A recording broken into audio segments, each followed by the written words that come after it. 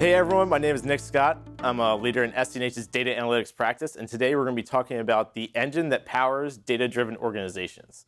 And I know that's a hot topic right now, a lot of buzzwords about it. If you're a business owner, I'm sure that you've talked about utilizing data to help your company make better decisions, drive more insights, increase profitability. Could be a host of topics that you want to use data for. But today, what we're going to focus on versus being solution-oriented is really talking about the 4 pillars or the different aspects that we see successful companies that really have embraced a data-driven culture, what they're doing, and maybe how you can adopt it into your business or your strategies to become a truly data-driven organization.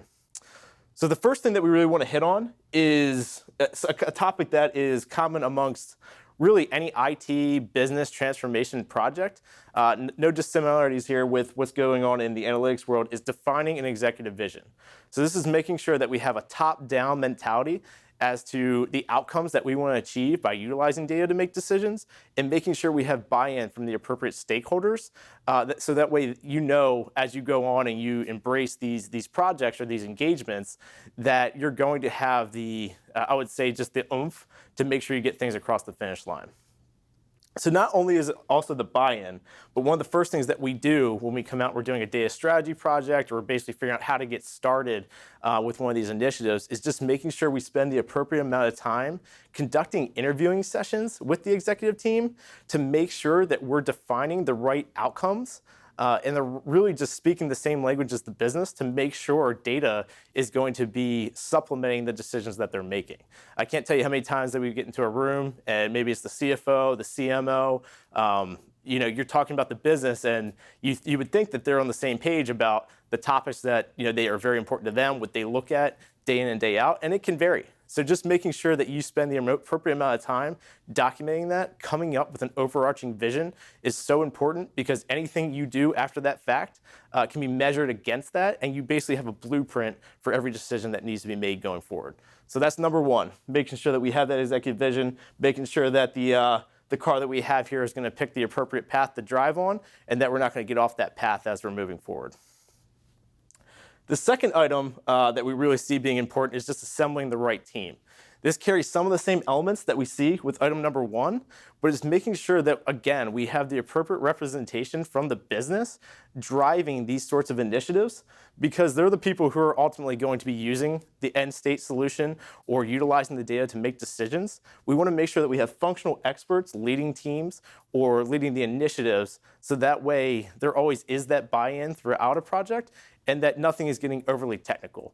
There's a lot of people who can bring extremely beneficial technical solutions to an organization, but without adopting it and understanding the true business requirements and how it's going to impact the business, or how a business user is going to actually use it and get their hands on it, it's very important. It's big for adoption and just making sure that it's something that's going to be used for many years going forward.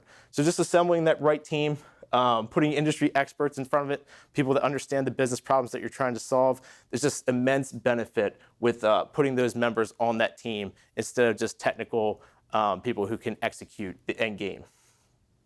The last approach with that too is just embracing a team that can work in an iterative fashion. So a lot of these analytics solution or data-driven solutions, they're not going to be right the first time. You need to iterate. You need to be able to get a first design in front of your business stakeholders and make sure that they like what they're seeing and that they're going to use it. That way, you can get their feedback. If you need to adjust, you can do that. And you spend the appropriate amount of time, just kind of have that cultural mindset that it's going to be an iterative process to get to the end result. And just having teams that embrace that and are okay with getting the critical feedback to make sure the solutions meet the business stakeholders' objectives is very important. So the next item, which sometimes is the one that I would say is the most difficult, is making sure organizations have clean data, or that you spend the amount of time necessary to make sure that your data is clean and usable.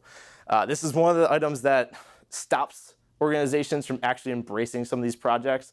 They think that their data is siloed, or they have data all over the place. It's unusable. It's going to cost way too much money for me to get this into a fashion that I can actually use it to make decisions. Having that mindset is going to derail any sort of data-driven decisions that need to be made, or just making sure that these projects actually get to fruition where you can actually use analytics to help your business. Just understanding that up front, and if you bring in the right people to basically comb through, understand what is usable within your organization, maybe where a little bit of time needs to be spent, maybe it's a little bit more data collection, or there's a better way to streamline data collection so that way it's usable. Those sorts of things can get emphasis put on them, and you're not creating these uber long projects before anything tangible actually gets delivered. It's really just looking at things to take into bite-sized chunks and make sure that the processes of collecting data can be easily digested and utilized throughout your business, from business segment to business segment. So again, some of the main points: most organizations have enough data. You're collecting it. There's systems all over the place. Just spend enough time organizing it, collecting it, and understand that it's going to be an ongoing process to make it usable, to come up with data-driven decisions.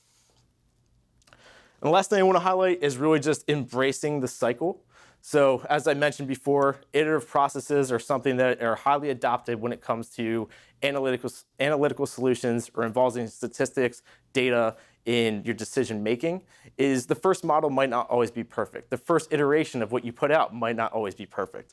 But if you embrace that mindset and know that you can iteratively add to it and deliver value as you go, you're going to come up with things in the long run that are really impactful. You know, a common theme that we see is starting off with financial data, for example, to put out a dashboard for an executive. And in the very first pass of that, we might only be getting information from a general ledger or one data source, but it's providing some incremental value. I can see the descriptive analytics that are happening in my business. Well, maybe the next iteration we're going through when we're doing a little bit more predictive, or we're looking into the future, we can start to grab budget and forecast data, operational results, start to layer that into that dashboard. And then you just start getting into trends or year-over-year analysis, things that are really beneficial. And as you develop and release that in increments and just embrace that cycle of always getting better, you can really lead to better decision making and ultimately get the buy-in that you wanted from the very first step from that executive vision. All right, the last thing I kind of want to touch on is just the text that I have up here in red that really is a common theme throughout these pillars, is just selecting the right tools and technologies that are going to support your business and your organization. You want to make sure that you're picking technological solutions that if your company has experience with, that your personnel have experience with, that is going to be there for the lifetime of your organization. Too often we see companies focus on just buying a technology stack, or very picking siloed type things that maybe have great reviews on Gartner, and they pick it and they think it's just going to impact their business. Well, yes, they're good products like Microsoft Power BI, Tableau, but if you have people in your organization that specify in one of them and are really good with one of them, that might be better than just going with what Gartner says. That's just one example, but too often we see organizations focus on the technology versus empowering their organization and the people around it to utilize technology to meet the business outcomes. So hopefully that was helpful. If you have any questions, I think there's going to be a link below that you can click on if you want to contact us and get some more information. Hope you enjoyed the whiteboard session. For now, thank you, and hope to talk to you soon.